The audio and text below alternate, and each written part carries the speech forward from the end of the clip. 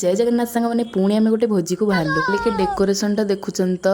तापर तो आम भितर को माड़ी चलू देखला पिलार बैनर लगी हापी बर्थडे सेठी पाला भी आयोजन होता आ गोटे पट सैड सत्यनारायण पूजा भी आयोजन होता मत देखी तो खाली डरला हाय भी कलानी कौन गाई कौन करी मालिक जापार किए आसी